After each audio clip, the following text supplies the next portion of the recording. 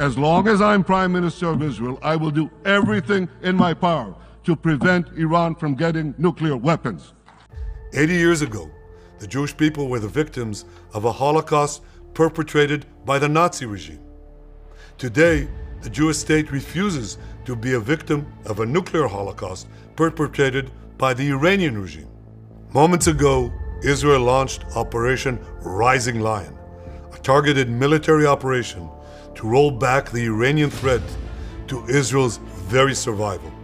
For decades, the tyrants of Tehran have brazenly, openly called for Israel's destruction. They've backed up their genocidal rhetoric with a program to develop nuclear weapons. In recent years, Iran has produced enough highly enriched uranium for 9 atom bombs. 9. In recent months, Iran has taken steps that it has never taken before, steps to weaponize this enriched uranium. And if not stopped, Iran could produce a nuclear weapon in a very short time. It could be a year, it could be within a few months, less than a year. This is a clear and present danger to Israel's very survival. Now, as Prime Minister, I've made it clear time and again, Israel will never allow those who call for our annihilation to develop the means to achieve that goal. So too do the brave people of Iran, and I have a message for them. Our fight is not with you. Our fight is with the brutal dictatorship that has oppressed you for 46 years. I believe that the day of your liberation is near. When that happens, the great friendship between our two ancient peoples will flourish once again. Tonight, Israel backs those words with action. We struck at the heart of Iran's nuclear enrichment program.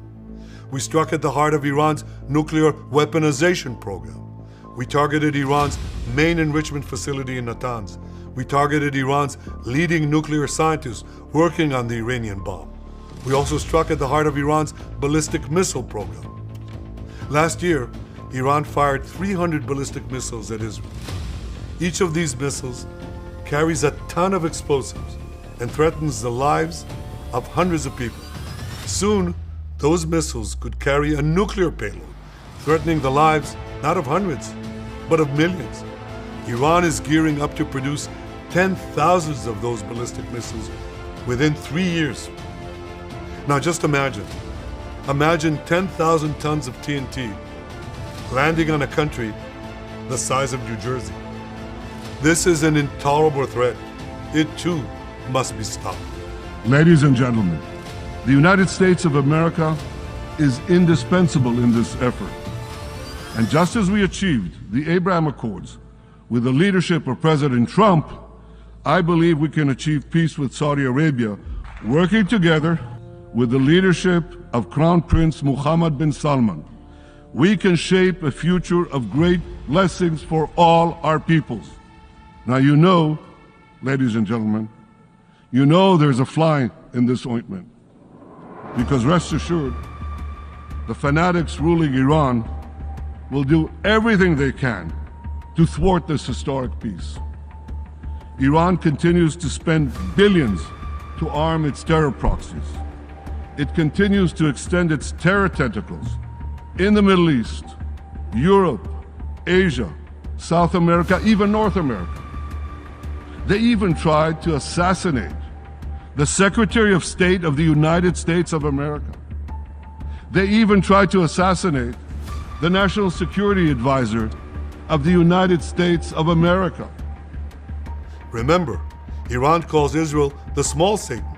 It calls America the great Satan. And this is why for decades, it's led millions in the chants of death to Israel and death to America.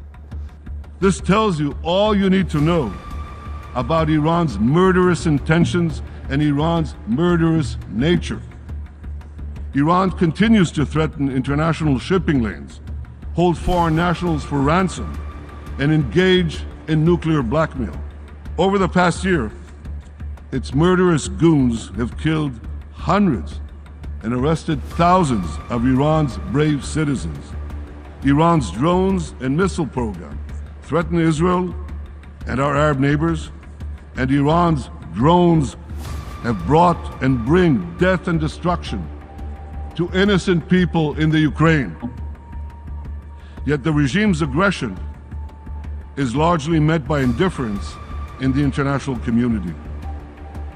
8 years ago, the Western powers promised that if Iran violated the nuclear deal, the sanctions would be snapped back. Well, Iran is violating the deal, but the sanctions have not been snapped back. To stop Iran's nuclear ambitions, this policy must change. Sanctions must be snapped back. And above all, Iran must face a credible nuclear threat. Iran is now working on what it calls the new plan to destroy Israel. You see, the old plan failed. Iran and its proxies tried to encircle Israel with a ring of fire and to attack us with the horrible attack of October 7th. But the people of Israel, the soldiers of Israel, rose like lions to defend our country. We crushed Hamas, we devastated Hezbollah, we hit Iranian proxies in Syria and Yemen. And when Iran directly attacked us twice last year, we struck back inside Iran itself. Yet in defending ourselves, we also defend others. We defend our Arab neighbors. They too have suffered from Iran's campaign of chaos and carnage. Our actions against Iran's proxy Hezbollah led to the establishment of a new government in Lebanon and the collapse of Assad's murderous regime in Syria. The peoples of those two countries now have a chance for a different future, a better future. I want to assure the civilized world, we will not let the world's most dangerous regime get the world's most dangerous weapons. And Iran plans to give those weapons, nuclear weapons, to its terrorist proxies.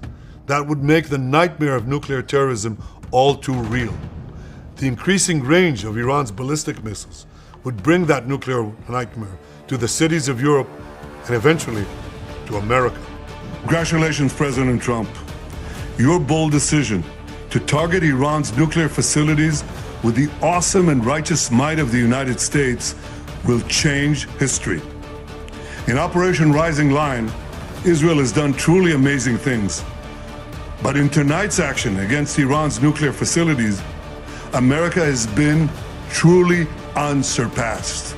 It has done what no other country on earth could do. History will record that President Trump acted to deny the world's most dangerous regime the world's most dangerous weapons. His leadership today has created a pivot of history that can help lead the Middle East and beyond to a future of prosperity and peace. President Trump and I often say, peace through strength. First comes strength, then comes peace.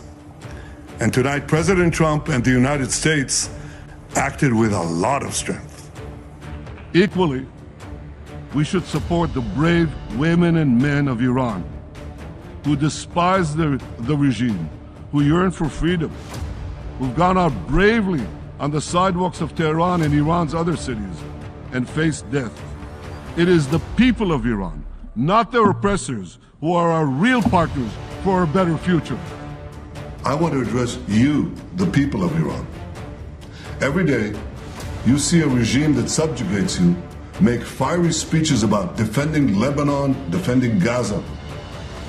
Yet every day, that regime plunges our region deeper into darkness and deeper into war. Every day, their puppets are eliminated. Ask Mohammed Dev. Ask Nasrallah.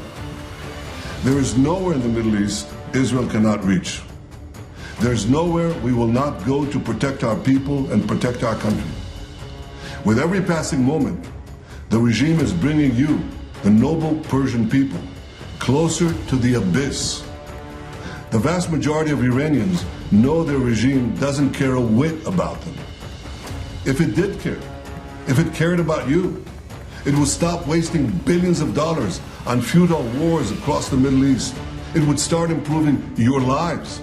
Imagine if all the vast money the regime wasted on nuclear weapons and foreign wars were invested in your children's education and improving your health care, in building your nation's infrastructure, water, sewage, all the other things that you need.